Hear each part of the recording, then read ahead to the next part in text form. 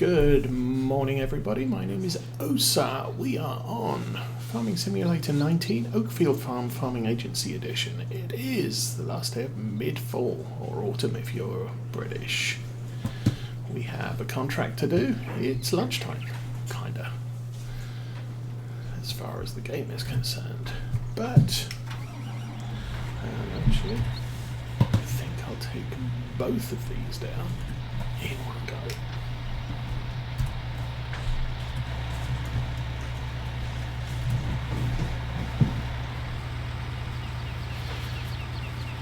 So when we last left, actually I should check that. When we last left off, I'd just taken out a contract on Field 7, and we still have it, so no glitches.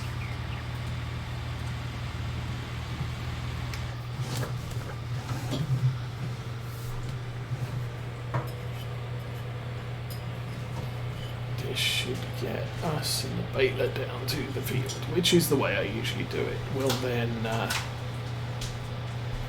what do we do after we've done that? Oh, then we have to wrap it, which is a manual operation, and collect the bales as well.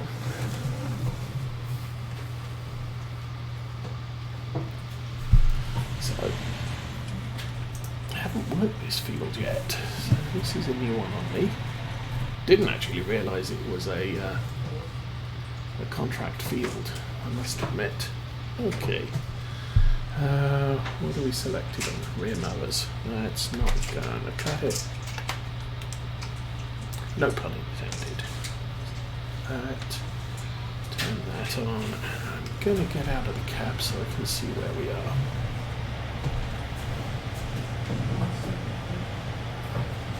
Okay, that should be enough for the rear mowers. Should be on swath dropping. Ooh, that's close.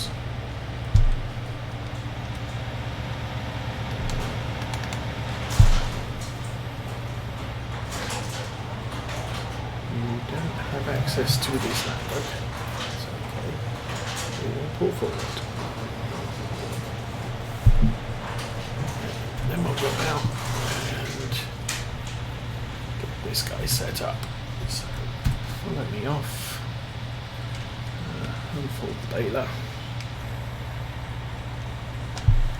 The pickup, turn it on. I don't have access to the land. And we are following. Okay, good. So this shouldn't take us too long. We just run around here 20 times and make a whole metric ton of grass. Now this is going to be, I think, regular grass rather than semi-dry. Ground is damp due to early morning dew, and it's still considered to be early morning. We do have conditioners in these mowers, so they do dry out the grass one stage. But that gets us from basically depositing wet grass to depositing grass. Now the good thing about grass is it's not going to do, we're at no risk of the grass drying out.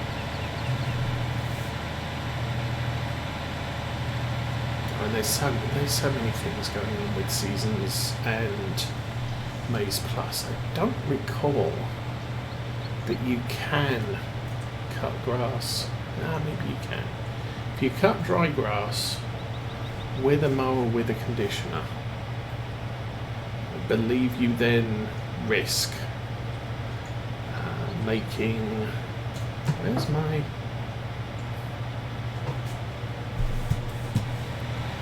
baler? Oh, struggling.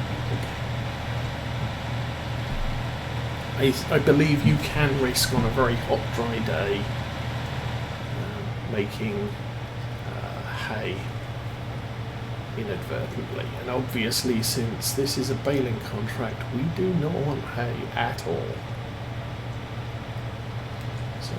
this.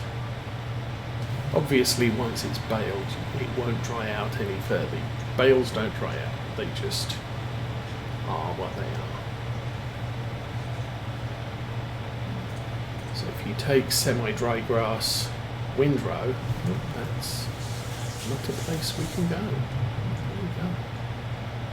Let's turn around and figure out where the edge of this land is. What about there?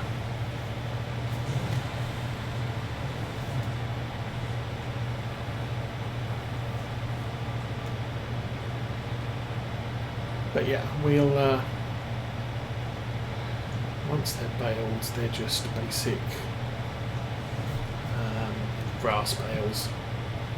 Oh, that's going to slow down the class, because obviously a little bit of shenanigans turning around there.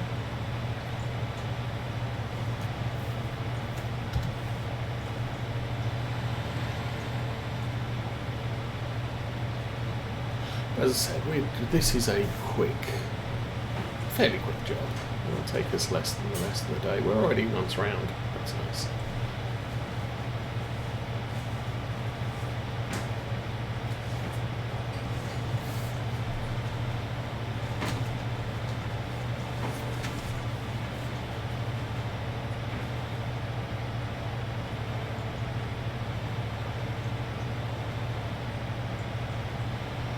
Listen, I was considering mowing equipment the other day,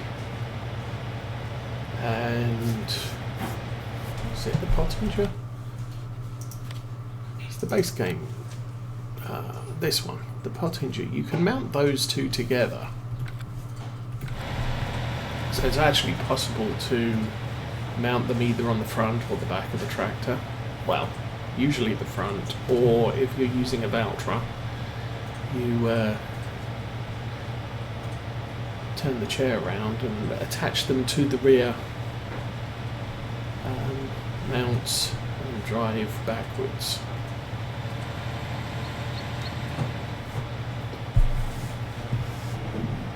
But it does mean if you've got enough horsepower, you can run usually a windrow directly behind it, because those don't have a swather on them. But it does result in less sort of little tufts of grass in your main track, because the front mower and the rear mowers aren't exactly following each other, which obviously if they're running off the same hitch on the tractor, they are following each other very closely. You'll probably see what I mean as we come round.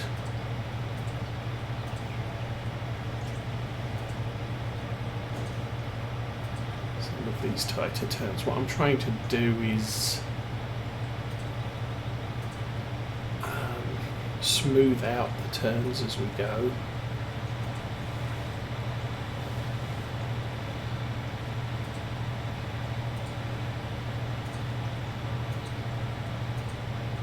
So right here you can see that line of grass there, right in front of the right hand mower. That was because I'm turning too sharply as I came back on the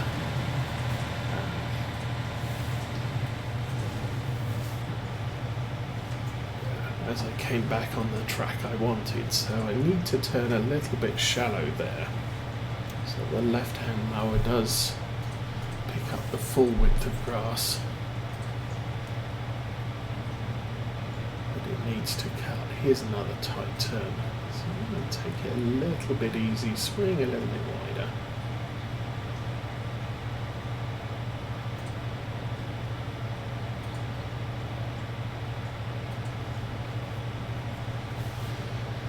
I think probably as usual we'll run a 3 laps. I'll bring the wrapper down and collector. And that'll let me get these bales out of the way somewhat, and then I can just run straight up and down the field. and not have to worry so much about these outside turns that we're making.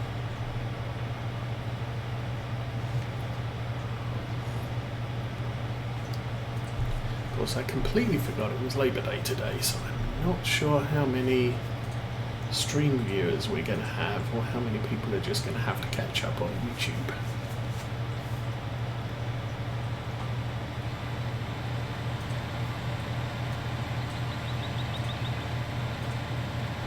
As I said, I kind of forgot, Saturday morning I kind of forgot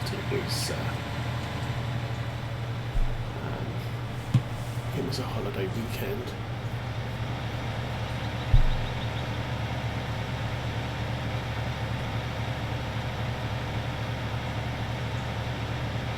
Sometimes what I do is I'll slow the mower down. I'll restrict it to 7 miles an hour so that the baler can keep up.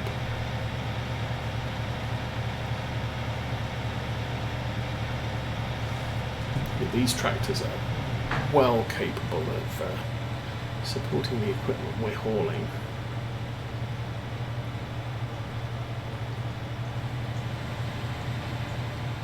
Oh, I also checked the time left on the bales fermenting at the BGA. They will be ready in about an hour, so 1 o'clock in the afternoon they're going to be good to go.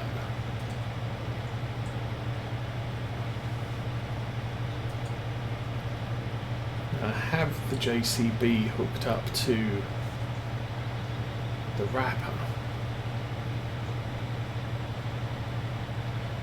That's the tractor I tend to use for lifting large amounts of bales.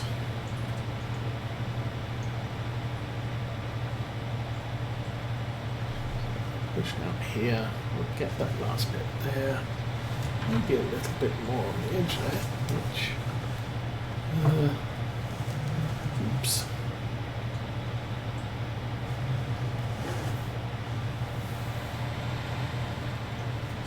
Interesting shape figure, I must have made it. Okay.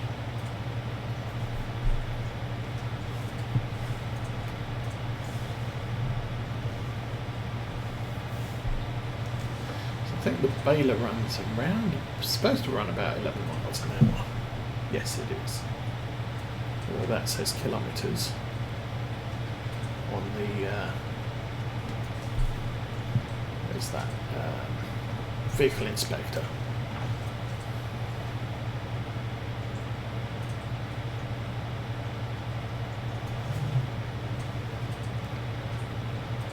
I think that's just an error in the, or that's a hard-coded letter in the vehicle inspector, so it just tells you always kilometres on the speed that the vehicle is moving, whereas actually it's, obviously we're running in miles an hour, but our data feed that vehicle inspector uses is seeing, is just taking the number. It doesn't see the unit measure there. We're running at 13 miles an hour with this kit as mowing. So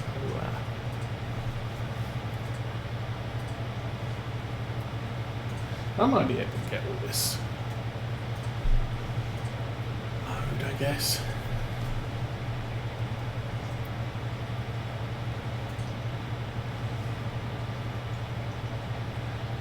Depends how close those bales are at the top of the field there.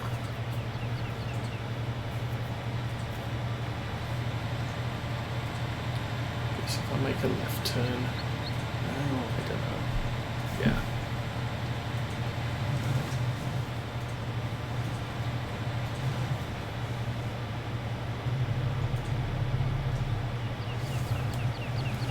That's going to stress the class quite substantially. Also, I can't make that cutting. So, what we'll do is we'll run across there, and then cut back down the road.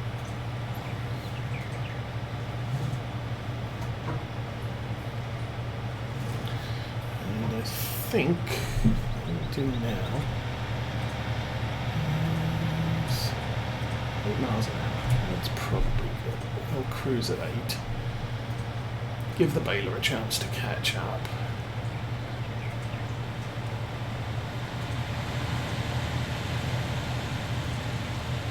Hopefully the baler doesn't cross its own path and hit a bale as it figures out what we did back there.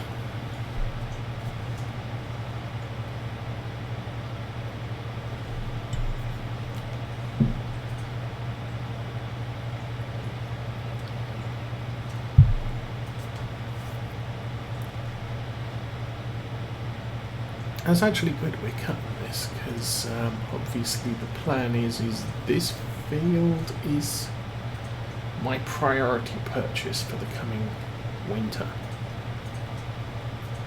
And this is definitely the last cut that's going to be able to be made on it.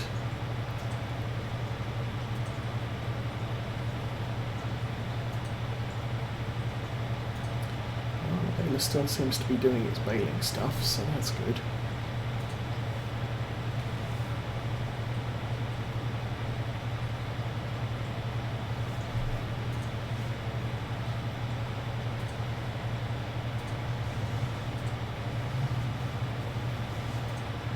This is a seriously well-paying contract.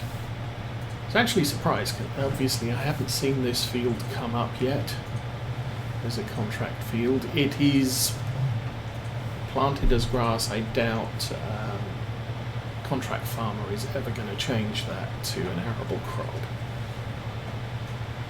Or an NPC farmer is ever going to change that to an arable crop.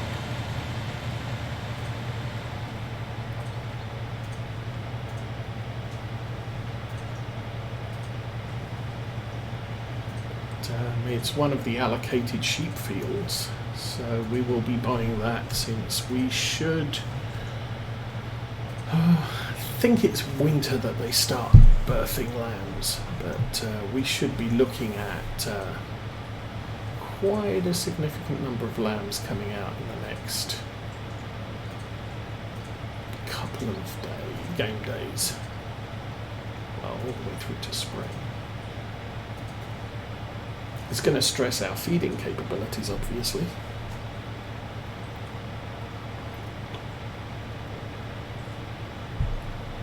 But once I've paid for this field, I'm planning to transfer the adult sheep from the top field down here.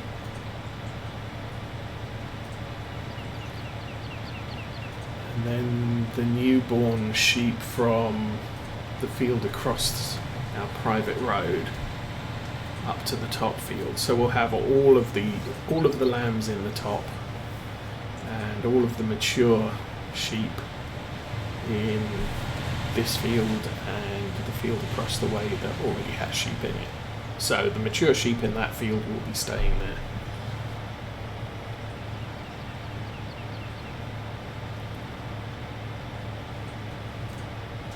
But that'll allow me to record a little bit of information as to A, how many sheep did we birth, and B,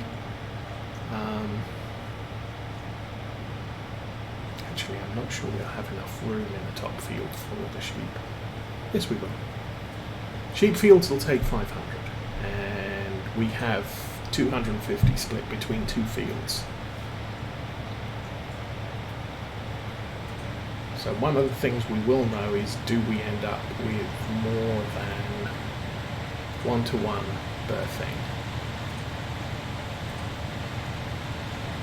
So if I have 500 sheep, do I end up with 1,000 mid-spring? If we end up with more than 1,000, then it's going to be interesting. We're going to start losing sheep during the breeding season, because obviously there's only capacity for 250 more per field is my plan.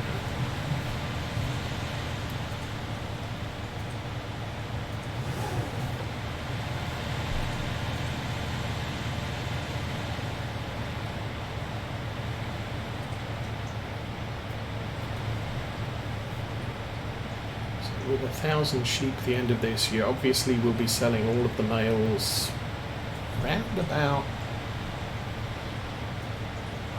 spring day 7, spring day 8, so late spring. But because males don't add to the flock, but they do make money, more money than the female sheep, because they're a little heavier, which is why I sell them each year.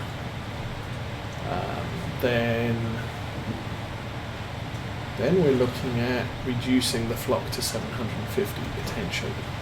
As I said, we're going to have hard numbers at the end of this breeding season. I haven't easily been able to track it up until now, because we sort of started with 56 sheep, and I don't know how many we ended up with after the first breeding season, because I wasn't paying attention.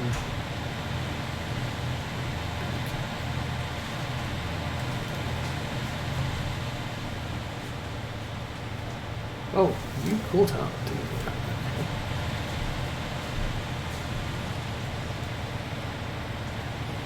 I guess now you can step up 10 miles an hour. When you run the wrapper in the train, then you have to slow down to about 6 miles an hour, because while the wrapper can travel at any speed, even while wrapping, it has to stop to unload, and it stops to load as well. So that's all significant amounts of period where you're leaving the wrapper behind progressively in each bale you wrap. That said, we are going to have a long, tedious wrapping session by the looks of it. I can't check the bale count because this is a contract and it doesn't include the stats for your farm or for your playthrough for contracts. The only thing it counts is you did a contract. So this should put us to about 38 complete. So I'm not getting 50 done per year.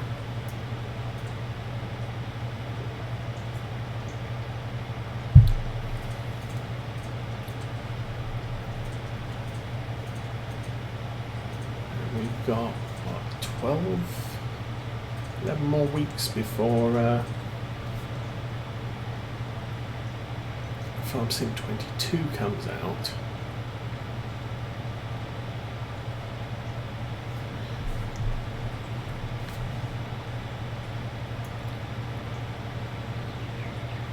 Well, we are leaving the baler behind at this point. So that gives me enough room to do a left turn here and cross the streams. Ooh, just about. Go, go, go, go, go, go, go. Sorry.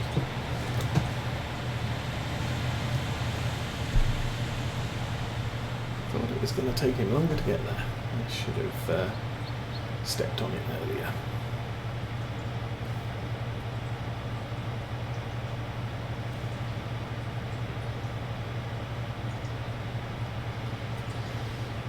So the main thing here is going to be checking that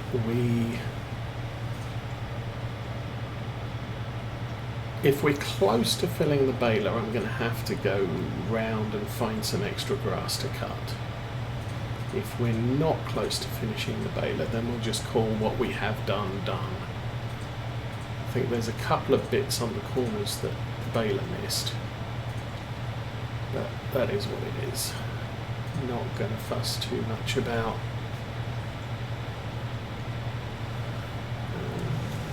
as again, yeah, scanning the field for missed grass. This isn't my grass, this is contract grass, so it's like a little tuft of grass there we missed. The baler might not get all of that turn that I made there.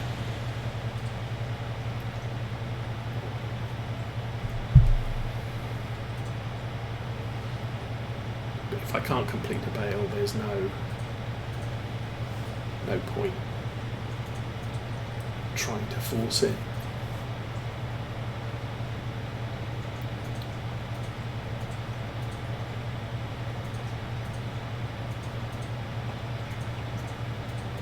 Been playing a bit of Old Stream Farm this week, and I did have bigger issues there because the grass fields are so much smaller. I think I managed to eke out barely 11. Well, we got 11 bales and then sort of 3,700 litres of grass in addition to 11 full bales, and that's kind of a problem because there wasn't 50 litres of grass still on the field when I was done, and they'd all be in the corners of the field, so you wouldn't be able to get the baler in there. And the contract called for 10 bales, so I had one spare. Some of the fields on the Old Stream Farm, you seriously have to work to get 11 bales out, and the contract calls for 10.1 bales, so you have to get that 11th bale out, otherwise you don't get paid. Not so much of a problem on fields this size because it makes over 20 bales more than the contract actually wants.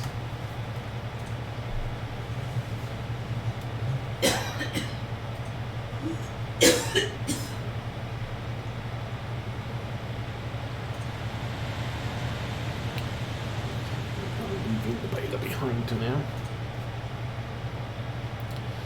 Not too badly.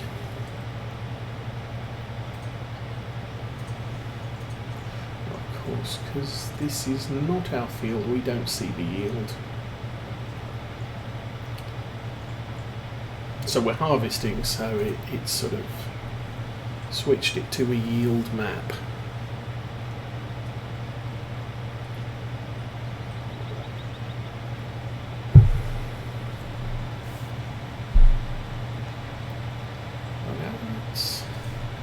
It's also something I noticed while I was playing the Old Stream Farm. The vehicle driving enhancement mod that I'm using has the compass bearing you're driving to, so I don't actually have to have the mini-map open. It's kind of helpful when you're doing fertilization contracts and harvesting contracts to see what the results are, but you don't have to have it open. And I just looked for it here and didn't see it. Then I noticed there is compass heading on the GPS information. So we're not using GPS, but I can see I'm heading 72.1 degrees, which marries up nicely with what the mini-map's telling me I'm driving. Not that I'm worried about this field keeping the lines and the rows. We're able to turn quite adequately at each end and just make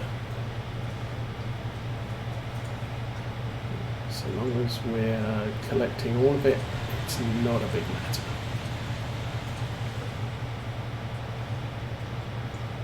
When I do things like harvesting, and I'm harvesting maybe every other row, or trying to do a cut in, it does make it a little bit easier to have GPS on, because you can use that to set your initial cut through. I don't have to drive with GPS, it's just at that point a measuring tool that allows